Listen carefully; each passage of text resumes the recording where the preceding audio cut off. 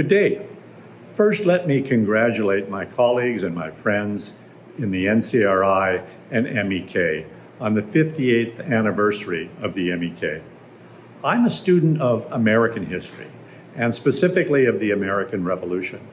And I think that there are three major conditions that best explain how the United States achieved its independence, overcoming the most powerful nation in the world at the time, with clearly the most powerful and most professional army that was used to repress the effort of the United States to seek its independence. The first condition is a dedication to the principles of democracy and to freedom.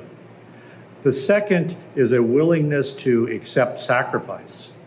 The American people suffered immensely in their struggle for freedom against tyranny. And third, inspired leadership, provided in the American case by George Washington as both a statesman and as a soldier, but also many other names that are known around the world today as the founders of the United States: Thomas Jefferson, John Adams, and many, many others. As I look at the struggle for democracy and freedom in Iran today, I see those conditions being met. Clearly, there is a dedication to freedom and democracy, and one can see this very clearly in the 10-point plan of Mrs. Rajavi. Second, the MEK has suffered unbearable, unbelievable amounts of torture and executions over the course of its history, and particularly in the 1980s, when tens of thousands of MEK members and supporters were brutally executed by the regime. And third, inspired leadership. Look no further than Mrs. Rajavi, who has filled the world with inspiration through her struggle and through her leadership of the effort to achieve freedom and democracy in Iran.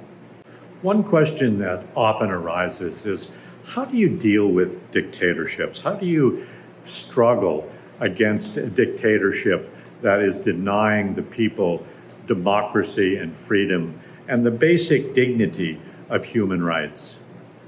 My premise is that dictatorships are inherently fragile. They're fragile because they lack the support of the people. They lack legitimacy.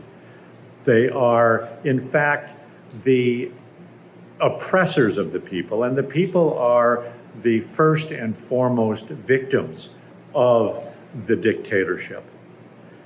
In the case of Iran and the MEK struggle, I think that is a textbook case of how best to fight against dictatorships. We have in Iran the resistance units, those brave individuals, the men and women who are putting their lives at risk through their actions which attack the symbols of the regime, and which I think most importantly provide for the people of Iran an ability to come together in protest and demonstration against the regime. Second, you have the freedom fighters at Camp Ashraf who are helping to support not just the resistance units, but are bringing the support of Iranians around the world who seek democracy and who seek freedom for their country.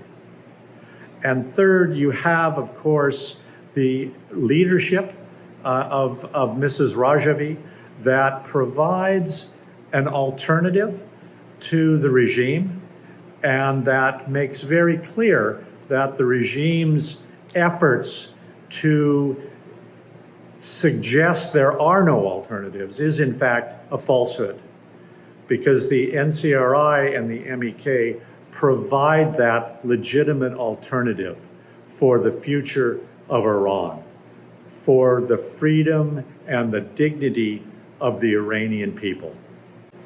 I'm very optimistic about the future of Iran. The Iranian people are rising up. They're rising up today to overthrow the religious dictatorship that has far too long ruled this great country. This effort, led in large measure by the MEK, both at the operational level within Iran and at the leadership level, provided by Mrs. Rajavi, and the vision of the 10-point plan for a democratic and free secular Iran. What is imperative is that nations such as my own not provide this brutal regime with a lifeline, with another lifeline, as we did in 2015, when we provided tens of billions, some say hundreds of billions of dollars that were used by the regime to support terrorism, to support regimes such as the murderous Assad regime in Syria, that were used to build more missiles, that were used to support the nuclear program, and I think most of all, and we have to recognize this, resources that were used to repress and brutalize the Iranian people.